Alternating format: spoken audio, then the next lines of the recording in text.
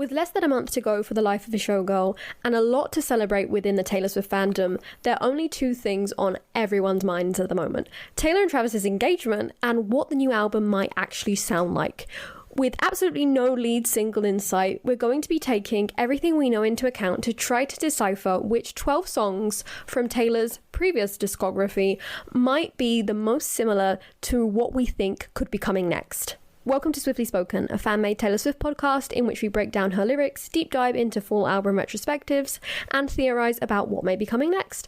We are your hosts, as always, Lisa and Cameron, and this week we're going to be attempting to create a playlist with 12 essential songs we think you should listen to before The Life of a Showgirl drops. Before we begin, since our last episode, there's been a lot going on, but then nothing going on. It was kind of all chaos, wasn't it? And now it's like, yes, died back down again. Exactly. So mainly, I think we have to address the engagement.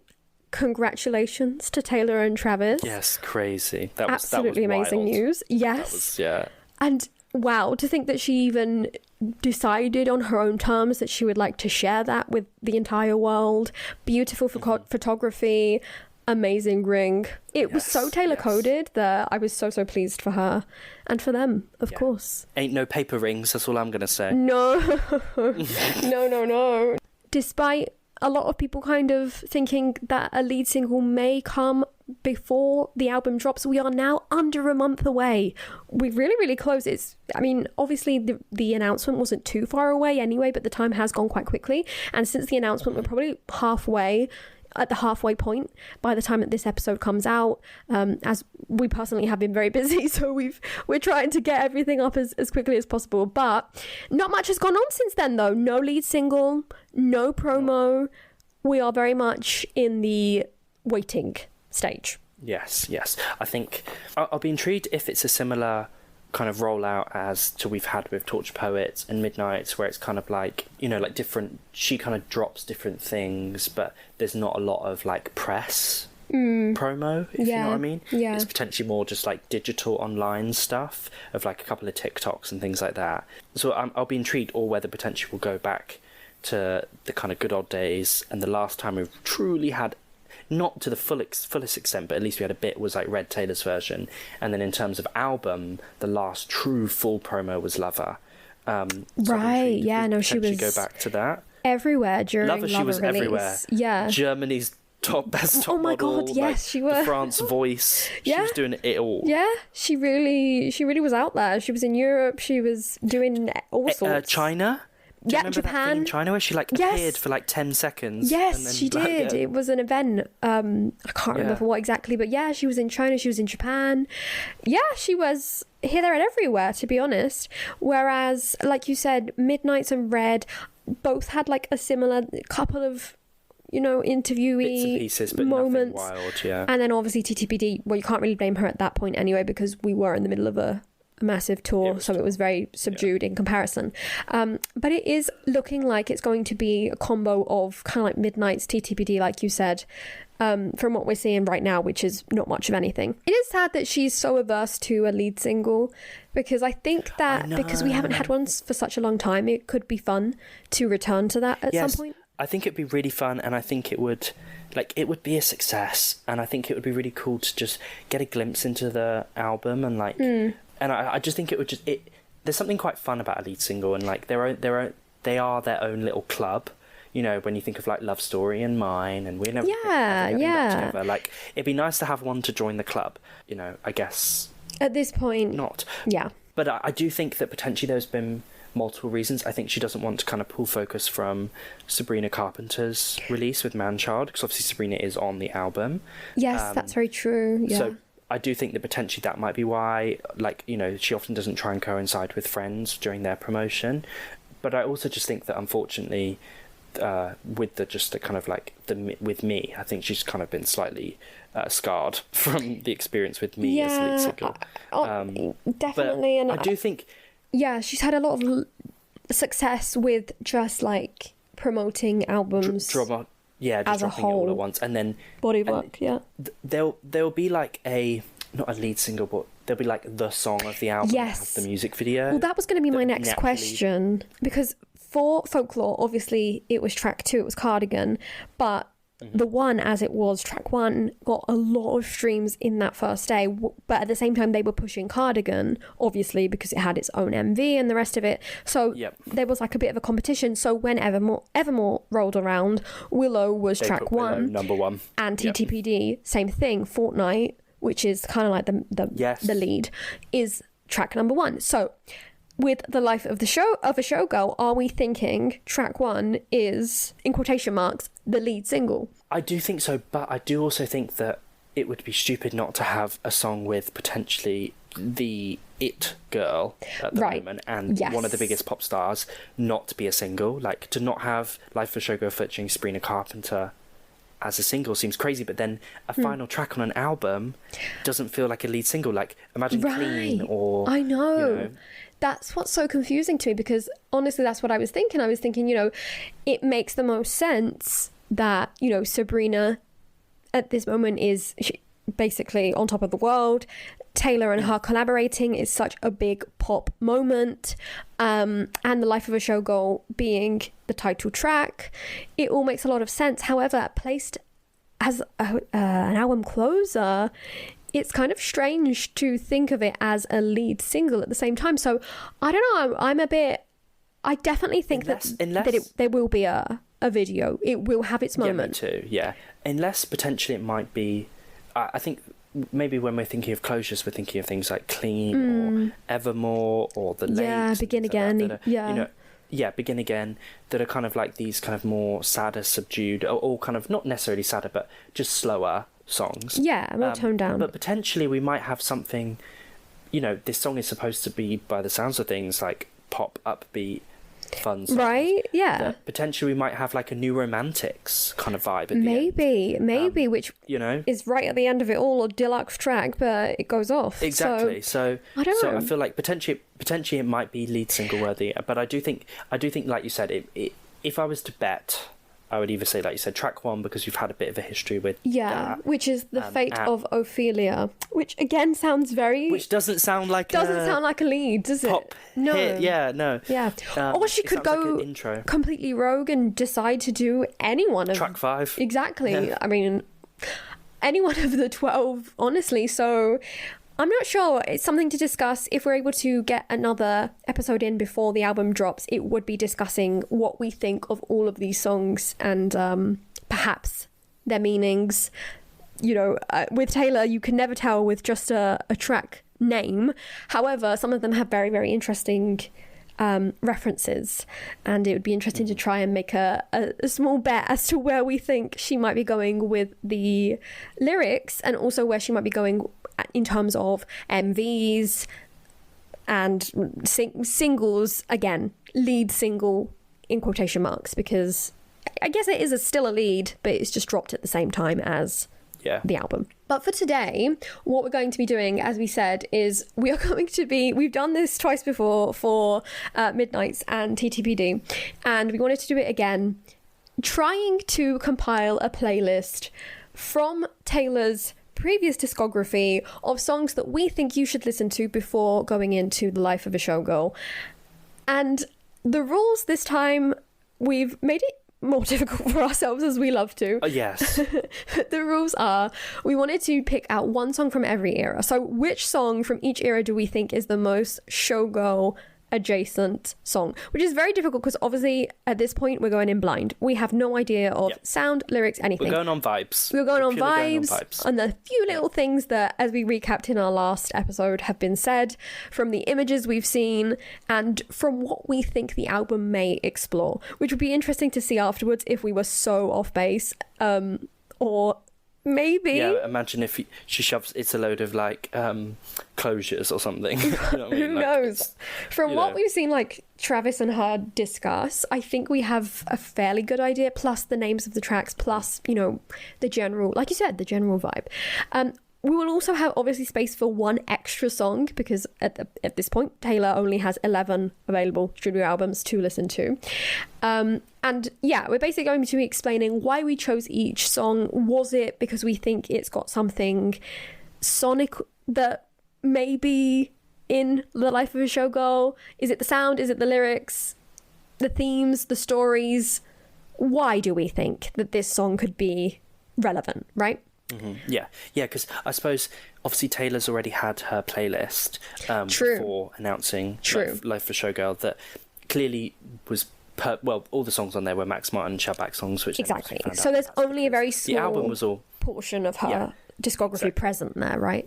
Yeah, exactly. So like it kind of if we just let ourselves pick a playlist, we're probably just going to pick the majority of the songs in there, which would be boring. Exactly. So that's why we gave ourselves more stricter rules where we had to go album by album and pick one, and then pick a non-album track or something a bit bonus to fling in there as well. But I think for TTPD, did we do album? Did we just go off songs? We just picked. I can't remember, to be honest. It's not that long ago, but it feels like an age ago. I'm sure that Midnights we followed the rules set out in because that originally came from an article. Yes. They did, didn't it, for Midnights? And that was written on, like, I think we chose era by era there, and then we chose an extra song, I believe. I think so, yeah. I think you're right. Yeah. But I think for TTPD, I think we just chose randomly, potentially. I can't remember. Honestly, we've done so many playlists. I know. We've done so many playlists and so many different, like, how this connects to this that I forget. Yeah. But if you guys are interested to see how well we did those before the albums came out, so you can kind of check them out to see, if you haven't or if you can't remember, to see how well we did, and then come back to this one, and then perhaps if we did do an okayish job, maybe this could lead somewhere. Potentially. This is the replacement of a lead single. Yes. Anyway, it was a very tough job because we're going off of very little, but as always, starting from the beginning with Debut. Which song, Cameron, did you pick from Debut? Like this I chose off Vibes and a lyric. Right. And which is Mary's song. Oh my god, me too! Yes, okay. It's going to be great if we can really... Yeah. No, definitely. I'm thinking, for this one, I was thinking, we're going to have a few romantic songs. I'm thinking, yes. I don't know, from the track list, actually romantic, maybe some of them, like Wood and stuff that sound very like strange and funny. But then probably, and that she loves a good bait and switch. Definitely there's going to be a bit of romance here. It's going to be much more. And Mary's song is so like ingrained into the lore of it all as well. Yeah, yes, definitely. Yes, 87 and 89. So I felt like that one was purely just lyric wise. Yeah. And I guess that if you were going into this slightly, let's just say that someone's going into listening to this album blind, I feel like that is quite a good song to know how Taylor kind of like, I suppose the kind of theme throughout a lot of her music is kind of like, even with things like Mine or Invisible String, there's this weird kind of like storytelling of someone's entire life. And like how you were kind of destined to be together, even from when you were kids, you know what I mean? And I feel like potentially that might be a theme. Again, no, you're absolutely correct, because like, we have got a few songs just from the names like The Fate of Ophelia and Elizabeth Taylor that probably are going to be going like slightly telling the a last story. Dynasty, exactly, yeah. Not sure exactly in which way, maybe more metaphorical, maybe comparing, but yeah, no, Mary's song is like the predecessor to it all. So yeah, no, you're completely right. I like that. So next is obviously Fearless, and I struggled with Fearless. I've got two down. I can't really, I'm not sure which to pick, but again, I've kind of gone off vibes. Yeah, this is it. It really is. So I've gone for You Belong With Me and Fearless. Oh, okay. I feel like You Belong With Me because it's kind of like a pop, probably the poppest moment on Fearless. And then I've gone for Fearless because of like the first date, jumping in, things like that I thought that potentially might be referenced. Okay. I'm not too sure. I've kind of gone a bit lovey-dovey, but I don't think that this album is going to be overly lovey-dovey. I feel like there will be elements, but not. So it's hard. It is. Realistically, what else am I going to pick off Fearless? Like, I get it. Why? No, I had trouble with a couple of albums. I think Fearless and probably Red were a bit tougher than things like 1989 or Reputation. But anyway, for Fearless, I went with Change, just because I think I don't know, it feels very the life of a showgirl in the sense that was about her life on the road and as a performer. So I'm thinking, it's very long-lived. Exactly, which spoilers. I won't say just yet, but basically, yeah. But I don't know, I feel like if that is something that she's going to explore, not just in imagery, but also in the music, like what is the life of a showgirl, like behind the scenes, not just like her personal life, but perhaps something to do with, again, records being broken, or, you know what I mean, like the meta kind of discussion of her as a performer of it all. Yep. So that's why I went that way. So I think that's a good choice, actually. I think I prefer that choice over my choice.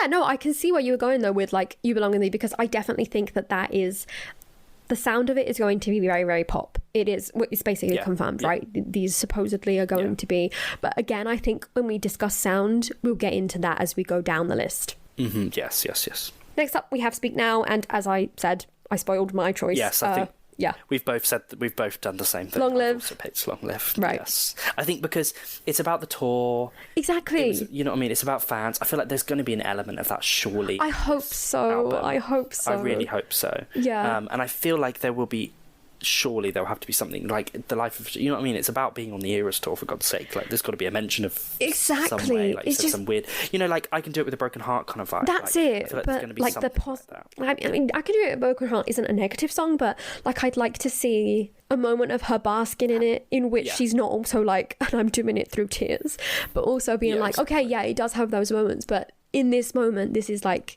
an actual moment of triumph. Yes. And I'm feeling it, you know what I mean? I don't know, hopefully it's hard just from like the track list to say like what song that could be. Mm-hmm. But who knows, it could be cancelled for all we know, and like she puts a spin on it and is like, look at all these people who are with me now and all of us together, and I was cancelled, you know what I mean? I don't know. Something maybe like that. So next is Red, and like you said, I really struggled with Red. And I actually have technically 3 options, but I think I'm just going to go with one, but I'll explain the other 2. Mm-hmm. So my 2 options were Starlight and Stay, Stay, Stay. Stay, Stay, Stay was lyrical with the football. Oh my God, the football. I forgot. Yeah, the football helmet. Isn't that funny? Like, you know me. Weird, isn't it? Exactly. Like I said, weirdly, like Invisible String E. Yeah. Like with Mary's song. Mm. So I thought that, but you know me, I am not going to actively try and put Stay Stay Stay on any playlist. Okay. So I was like, I can't go with that. So I thought Starlight, again, because of the fun, whimsical pop moment, but I think I might actually go with 22, and that'll purely be for sonically. Okay. It fun, pop, party. I feel like Max Martin, Shellback. Exactly, yeah. I was leaning towards 22, I have to say, but in the end I did go for Holy Ground, just because, but again, sonic, cool. Like, you know what I mean, pop, fun moment, very like carefree, light is kind of like how they describe the album as well, very light, very positive, very upbeat, supposedly. The track list is giving something else for me, but yes, I was going to say whatever. That's how Taylor and Travis have described it, and they should know. One made it and one listened to it. So I don't know, but that's how I'm feeling for like sound. But also, Holy Ground does have like that bit of sadness in it, and regret even. So Next up, we have 1989, and here it got a little bit easier, I think. Yes.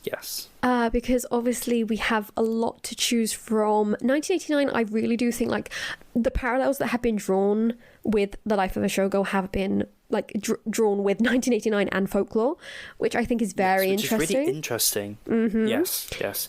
Because I'm thinking one sonically, one lyrically. I agree. I'm thinking how are you going to mesh that together? Yeah, exactly. That's what I'm really intrigued about. It's like those videos. These two are like the most polar opposite. Right, it's like those videos where someone said every Taylor Swift song sounds the same, so here's me like shaking my ass to This Is Me Trying or whatever, and they've got like Exile or something, a mashup between This Is Me Trying and, I don't know, Shake It Off going on. Shake It Off. Right. Yeah. That's the thing, it's like those two, I feel like, what's going on here? Probably are almost the most polar. But at the same time, like, I get it though. I get it. Me too. You know what I mean? I see the vision. Which... It's exciting because Folklore, lyricism, incredible. That's what I love about Taylor. But I also do love a pop song. Like, I love a fun pop song. We love when they're done right. They're sick. So this is it. Yeah. Like 1989 Folklore, let's face it, are some of her most beloved albums. Yeah. And they're some of the most tightly cohesive vision behind them. I really do think. Yeah. So, and she's very clever when she does reference or mention previous albums in terms of like what the aim was. And I think it was very interesting that she spoke about those two, because she's kind of used, I feel like she's used those two, like with Midnights, I do feel like there was an element of kind of like, again, like tightening it all up again. And being very specific and having a very clear vision, just like she did with 1989 and Folklore. You know what I mean? I feel like those two she's kind of re-references, doesn't she? Because they were so specific. Exactly, and honestly, they've been two like major triumphs. Leftovers or hangovers or anything, like, you know, there weren't 31 tracks on it. It was, this is the album. Right. Yeah, that's very interesting. And honestly, I love that she did that, because it really plays into our family tree, which is kind of like one of our most strange, but one of my most favorite. One of my most favorite. Yeah, I was going to say, and I'm really excited so interesting to revisit that. Me too. And add the Life of Showgirl in there. I think Life of the Showgirl will be really, really, really, really interesting to add, because if it is coming off of 1989 and Folklore, then that's an amazing connection. Intrigued how it's all going to look. Yeah. Because then I'm like, okay, we've created a whole new like branch, family line. Yeah, there's a whole new kind of like subset. We've got some different cousins going on. You know exactly. what I mean? No, that'd be very interesting to see how they blend together. But no, I really enjoyed doing that, and I think that not being like really parasocial, deeply parasocial, but the way that Taylor speaks about her own music, I feel like that is the type of conversation that is like a strange one to have. But I think she'd very much partake in a conversation like that. Yes. Oh yeah, I think so. So that's why I think it was so interesting to do, and that's why when she made those references, I was like, oh, this is right down our street, you know. So anyway, for 1989 I have put New Romantics. I mean, we should be speaking about it. That's the one that I chose. I did think about that. I did think about New Romantics. I guess, why did you choose that sonically? Yeah, and also kind of like, I know New Romantics like Bricks You Through at Me kind of vibe. Yeah, I guess, yeah. It's a new kind of like moment, a new sound. I know it's more like sad and like heartbreak, but it's also so upbeat about it. And it's like, it doesn't matter, because when we're all together and we're dancing, we'll be okay, you know? Yeah. So I feel like that could be... Very 22. Yeah, exactly. It's linked in some way to that. Maybe that's sort of the messaging at some point. Also, obviously, sonically, you know, just like a fun pop song that goes off. Interesting. That's interesting, because I thought about that, but I went with style, and that was purely just because of like Max Martin. I like that. Yeah, that's big chorus. This is it. Like, we have to think about, those are the sounds that we got the first time around that they collaborated. So it's good to add them as well, because hopefully that's the direction, not in which that we're returning to, but that we are going from. So next on the list is Reputation. And Reputation was an interesting one because, you know what I mean, there's not a lot of upbeat fun pop songs. So I then decided to pivot and potentially go back to something a little bit more romantic and potentially a little slower. So I went with King of My Heart, because she's obviously mashed that with things like The Alchemy. Right, and just sang it a lot on the Eras tour. Oh, we love the King of My Heart reference. We love the King of My Heart reference. Heard by both of us. King of My Heart is why I went. Yes, exactly. We've both been blessed with King of My Heart on the Eras tour. I was also lucky enough to hear it in full production on the Invitation Stadium. True, lucky. Very glad of. But yeah, we both heard it in piano form on the Eras tour. But what did you go for? Anyway, I went for Don't Blame Me. Interesting. How come? Yeah, I don't know, because I wanted to go for something, again, because of, obviously when we talk about different albums and where we think different themes or things that she's spoken about in the past might reappear again, obviously the song that stands out that could be related to Reputation on The Life of a Showgirl is cancelled, you know, makes the most sense. Yes. But I was thinking, is this going to be something like a Don't Blame Me, which was very like bait and switch. It's not what you think she's going to be talking about. It's actually romantic. Oh, didn't mean to do it.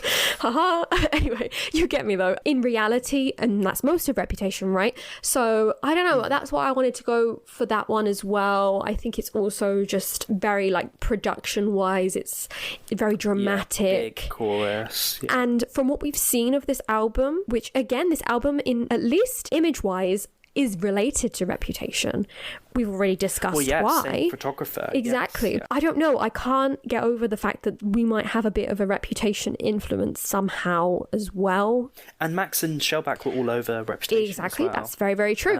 So, yeah, maybe, I don't know. So I went for Don't Blame Me because I don't think it's going to be something like the Look What You Made Me Do's or the I Did Something Bad's of the world. I feel like she's past that, yeah. Exactly. So I wanted to go for something more romantic like you did, to be honest, with King of My Heart. And honestly, out of the two, obviously King of My Heart is my preference, but I think Don't Blame Me works as well, definitely. Next up we have Lover. And again, Lover, I struggled with this one. Like I did with Fearless and Red. I think I went more sonic. Okay, that's interesting. Than I did potentially lyrical. Yeah, because again, I think this album is going to be much more than just I'm in love. It seems to be like I hope so. exploring.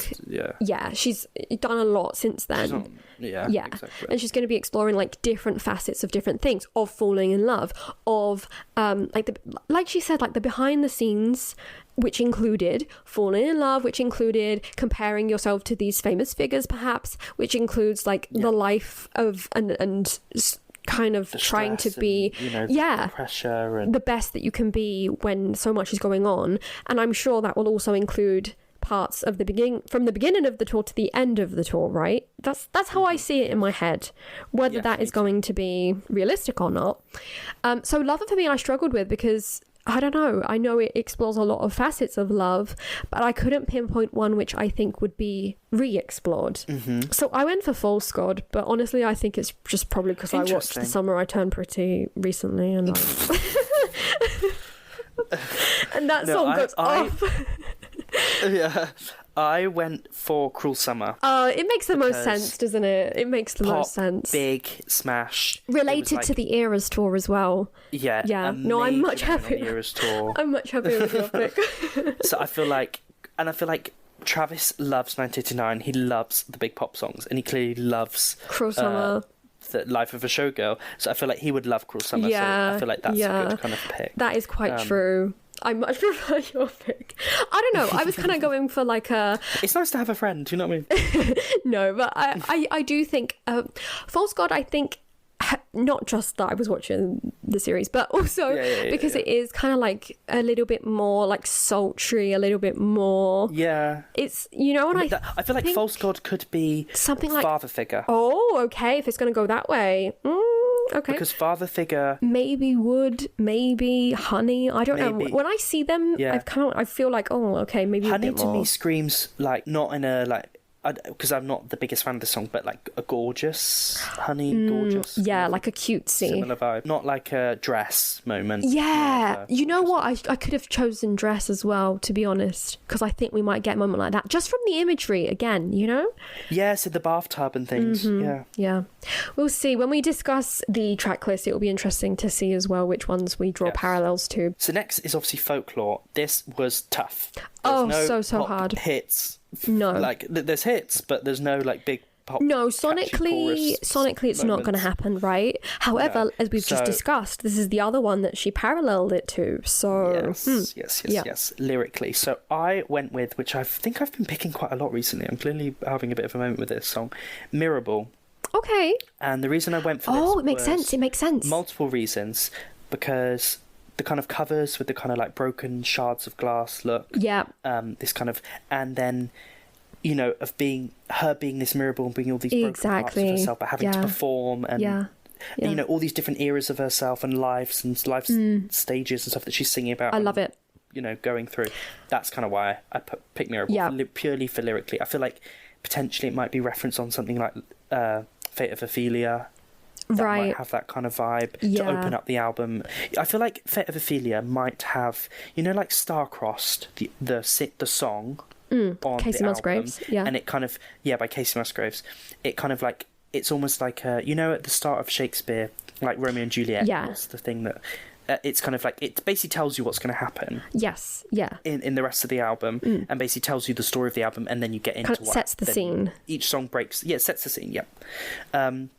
As Casey says, let me set the scene. Exactly. I feel like Fate of Ophelia might have a similar vibe. I see. Of like setting the scene of what is going to happen. I don't know. I'm just the play, in my really, head, yeah, kind of thing. Yeah, interesting. No, I like in that my pick. head, I feel like the Mirror Ball might have a similar vibe with Fate of Ophelia. Okay.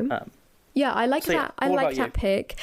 So as we discussed with Mary's song, bring it back to that with the Last Great American Dynasty here, because I'm thinking, Interesting. looking at that Elizabeth Taylor, thinking of things like Clara Bow, thinking of things like the Last Great American Dynasty, is whether Taylor is going to make it more like from the point of view of Elizabeth Taylor. She has, made references to her before, or is she going to once again use that reference again just to like draw parallels between her and Taylor, Yes, no, that is interesting. And do you know what is interesting? Is a previous reference to Elizabeth Taylor. Do you know what album it's on? Reputation. Yep. Which is also interesting. Yeah. So no, I think that's a good pick. I do think that's a good pick, because I think that there's parallels there definitely with Last Great American Dynasty. I think, like you said, that kind of like storytelling of using someone else to then tell your story and then bring it back to you, and then pull it back to you. Yeah. Mary's song obviously is about someone else anyway, but it's kind of about themselves, but it's not about Taylor, if you know what I mean. So there's still an element of that pulling it back again. But I do think that potentially Fate of Ophelia or Elizabeth Taylor might have that kind of Last Great American Dynasty feel of this was actually all me in the end. Yeah, exactly. Or like Timeless, that kind of vibe. I don't know, kind of like pulling it back somehow, but going through different people or different lives or different something or other, which is interesting. That's an interesting pick. Next up we have Evermore, and another difficult one because this one, it was like if Folklore we struggled, Evermore is just like the continuation in many ways, but even tougher because it's more experimental and much more concise in what it's doing, but also opening up this whole crazy sound. So we couldn't really go sound wise, and it's hard to go lyrical wise, but I am going to go, because I really do think that songs like Ruin the Friendship or Actually Romantic, I do think that they are going to be like romance songs for now, at least. Maybe Actually Romantic isn't, because again she loves to just do a bait and switch and it's about something else. It'll probably be like the saddest song on the album, like devastating. But I do think we're going to get at least one that is very like romantic and sweet, I think, anyway. We always do. So that's why I went for Cowboy Like Me, because for me on Evermore it's my favourite romantic song. That's very interesting. I went for Long Story Short. Okay. And that was because of the kind of like Long Story Short, I Survived thing. Like that kind of notion. I think might potentially. I survived. That all of these people, and it led me to you. Kind of, again, a bit Invisible as Stringy, Mary's song, like you said, vibe. But I do like Cowboy Like Me. I think that's a really good pick as well. I did really struggle with Evermore. I don't think that there's really anything. I think that is truly. If we were to make a playlist in which we hadn't limited ourselves with the rules that we did, I do think they would be a few albums that wouldn't appear, and Evermore unfortunately would be one of them. Folklore, I think we would only have added I think I would have picked a couple of songs that we think relate to, or Last Great American Dynasty. But Evermore unfortunately is a bit tough. I think to be fair, Evermore, Fearless, I think both of those are probably... Well, Red, actually, no, Red, because it does have some Max Martin and Shellback. Yeah, true. Okay. But yeah, Fearless and Evermore definitely, I feel like, were kind of really tough to pick from. One that wasn't tough to pick from, though, was 1989. They're not... Midnights. Yes. 1989 wasn't tough to pick from. No, but neither was Midnights. Midnights. Easy. I didn't even have to think about it. I wrote it down before I even thought about the album. Bejeweled. Oh, okay. Yeah. Bejeweled. Yeah. No, love Best believe I'm still bejeweled. I can exactly. do it. Like, you know what I mean? We've just had another kind of not folky moment, but like a more kind of slower tempo. Yeah. With darker poets and themes. Very kind of tortured, somber and sad. Yeah. And now it's like I can still be a pop star. I can still sing pop songs. Exactly. So that's why I picked Bejeweled. Yeah, no, makes a lot of sense. I went for Karma, but again, I think it's the influence of the era straw. Similar vibe as well, though. Exactly. This is it. It's very much the same as I like your pick for Lover Being Cruel Summer. I think a pick from Midnight's. Bejeweled is there as well, though, to be honest. But it just feels like, the beginning and the end of the concert vibes, right? Yeah. So, yeah, Karma. Yes. Karma, that's true as well about that. And I do think Karma might, potentially cancelled, might be maybe something might like have a similar look as Karma. Maybe. Yeah. It could go in many different ways, and pick. I think we've discussed a few of them. But yeah, that is definitely one of the ways it could go. Yeah.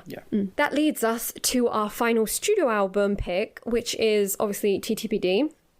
And I think this one, again, for me, it was very like, I gotta put this one, although it's so obvious. But I could do it with a broken heart. Say the same thing. Yeah. It is the song written about the Eras tour. Right, it is like, the Eras tour song. It's the most up-tempo. Yeah. It's the most up-tempo. What am I going to say? Fortnite? No. Yeah, exactly. Everything else... You know what I mean? Peter. No, everything else follows such a specific sound or specific... like theme that she's exploring, or like a very, very specific moment, which again, moment in time, it does make sense because it's predecessor, but I think this is the glimpse into Showgirl. I think there is always weirdly there's always a glimpse song, isn't there?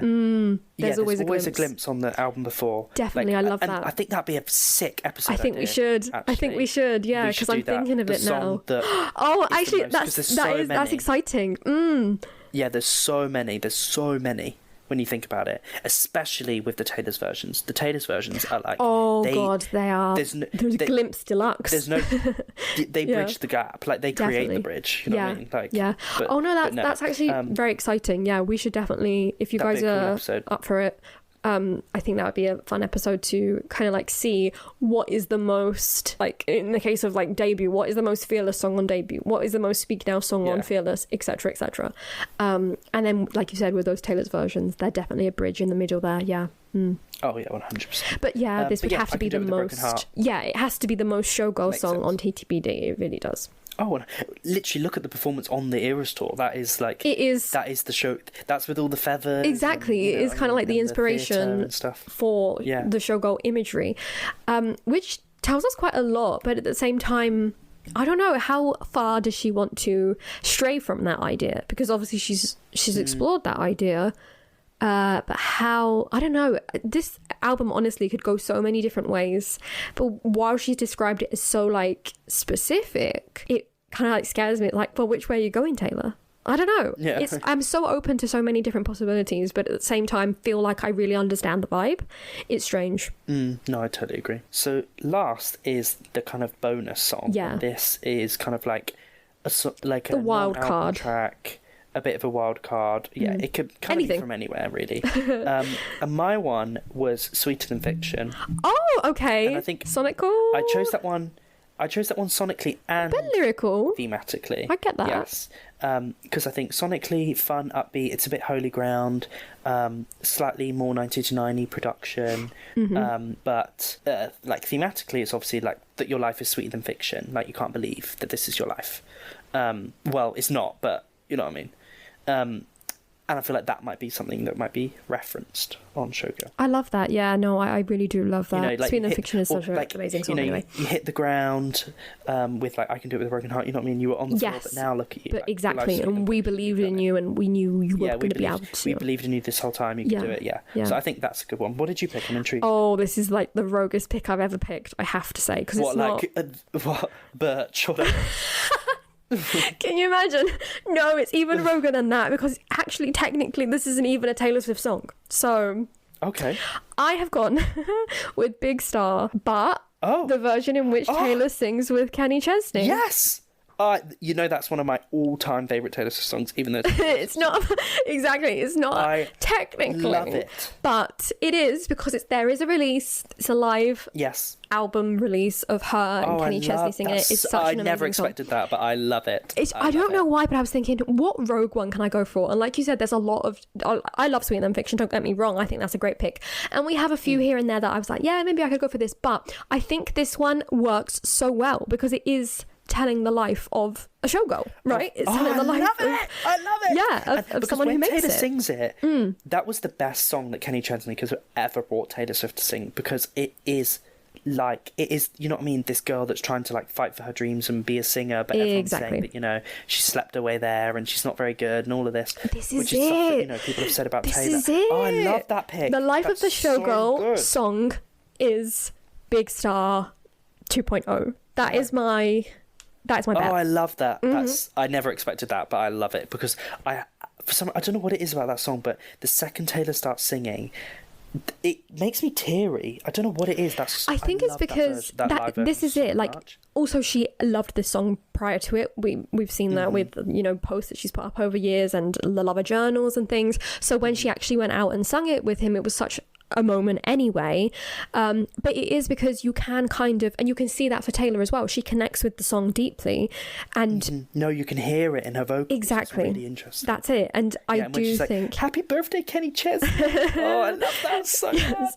And I do think it really does connect. Like, she was a big star at Banana Joe's bar where she sang karaoke every night, but now, like, she's like in front of like 20,000 people or whatever.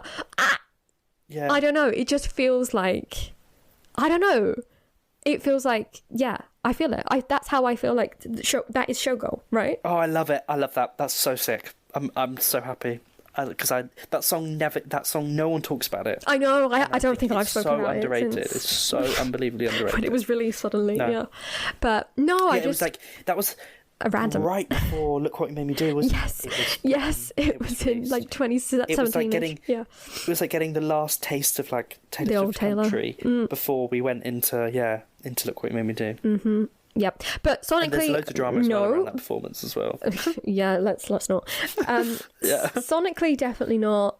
But lyrically, I love the thematic. Yes. The theme of it all. Yeah. No, I think. Yeah. Yeah. Good pick. That was really good. I knew you'd like it. I knew you'd like it. In fact, I thought maybe you'd even go for it. I was worried. I was like, because I know Cameron likes to go rogue every so often. No, I love a rogue country Taylor Swift song. That amazing. Is a bit of me. Yeah. So there you go. Those are our choices. Technically, you have. Well, I think we coincided in a couple, so under 24 songs, but around 20-ish songs to listen to, or if you want to make your own playlist and shorten it down to 12, those are our suggestions anyway. And I think we made pretty solid. I think we've done a good, considering, we don't know anything. It was, we know nothing, did stick to quite strict rules, like trying to pick songs off of like, Evermore and Folklore. Right, albums that are very different. That we know is supposed to be a big pop album is tough, but I think we've done a really good job. I think we've done a good job of picking stuff that we kind of think is, lyrically, thematically, sonically. I think, we've done a good job. Yeah, I think hopefully we've hit on every single aspect. Like, hopefully some of these songs coincide with the sound that she's cooking up. Hopefully some of them with the themes and the lyrics. From what I can see from both of our lists, we're thinking definitely, I mean, it's as much as we've been told is like pop hits. But apart from that, I think we're both thinking romantic, upbeat, but we're both thinking exploration of life as a showgirl. Obviously on the Eras tour, we want to see those glimpses behind of the scenes. Also storytelling like in Folklore. So I think we've stuck to what we know from what they've said, and expanded a little bit to guess a little bit. But no, again, we know nothing. It's so difficult when you know nothing, but those are our guesses, and I think I'm happy with them. And now I'm going to go away and I'm going to listen to Big Star. I am like, I haven't listened to that song for at least 2 weeks and I need to listen to it. Right, no. And honestly, if I'm sure many of you guys have already heard it, but if you haven't heard it in a while, or if you haven't heard it at all, go and that is your homework before The Life of a Showgirl comes out. Yeah, just if you want to listen to one song for Life of a Showgirl, it's that. That's the song. one. It's not even a Taylor song, but it makes sense though. It's a Taylor adjacent song. And with that, we have reached the end of this episode. We really hope you enjoyed us kind of picking our top 12 tracks to listen to before The Life of a Showgirl drops, which again, not long at all. Hopefully we can get one more episode out before it drops, in which we do discuss that track list a little more in depth, though we have given some of our thoughts and ideas in this episode as well. Other than that though, it's going to be a very exciting time, I hope. Less than a month away, so something's going to happen soon. And if not, then we know that in less than a month we definitely 100% at least have 12 songs to listen to. So there's that. Yep, and another 50 versions of the vinyl to come. Yes. We've still got definitely loads to come. You let us know what your favourite vinyl has been. Because last time when we spoke, there were only a couple, I think. Yes. Just the Shiny Bug. I think we just got to the Bug. Have we just got to the Bug one? Yeah. And now there's been about 4 more? I think we didn't discuss the Bubbles in Champagne one. We didn't discuss the previous one to that, which I'm blanking on right now. There's also now been the poster ones. Yeah, no, we've had a few covers, but and then we've just got the one today, the iTunes cover with the behind the curtain one. Right. Yeah. So yeah, there's definitely more. Let us know your favourite cover anyway. What's your favourite cover up to this point, Cameron? I still love the standard. I still really love the standard. Yeah. But that Bubbles and Champagne one was so gorgeous. Yeah, no, as soon as I saw that, I screenshotted it and sent it to you. I was like, oh my God, have you got this? Because this is so you. I was like in the queue, like fighting for my life. I was like, I'm getting this vinyl. Yeah. But no, that's the vinyl that I've pre-ordered, which I'm really happy with. Because generally I was starting to think, I think I might have to go with the standard because I love the standard cover. It's such a good cover. It's growing on me more and more each day. I think it really does. Again, I hope it is a very good representation of, like Taylor described, the behind the scenes of it all, but very glamorous. And I love that. I love that idea. I love that concept. So I hope that is explored, because for me, that's probably one of my favorites as well. Although, to be honest, all of the covers have been like, this photo shoot is so cool. Impressive. Yeah, we're definitely a big step up from the last couple of photo shoots that have. It's very high production, high budget, high production. They're all very glam, the photos are very distinct from each other. Yeah. Whereas I feel like the TTPD we're not tortured Midnights in a room. Yeah, it was a lot of kind of heads in hands and rolled in blankets and yeah, exactly. Which it makes sense. Makes sense for the album. Yeah, but it's nice to have some colour. Yeah. That is it, isn't it? We love a little bit of sparkle, and that's what this album is promising to give us. So exciting. But yeah, let us know your favourite variants, and if you've got any, if you're holding out until the album comes out, whatever. Let us know. Other than that, like we said, we hope you enjoyed this episode. If you did, please make sure to give it a like on YouTube, and while you're there, also subscribe if you want to keep up with us and keep up with everything The Life of a Showgirl as it nears, which is crazy to think that in a few weeks we will be reacting to these songs that we're speaking about, which is amazing and scary. Other than that, you can also rate us on Spotify or Apple Music. And again, if you want to keep up to date, you can also follow us on Instagram. Our handle is @SwiftlySpokenPodcast. Thank you so much for listening, and we will speak again very, very soon.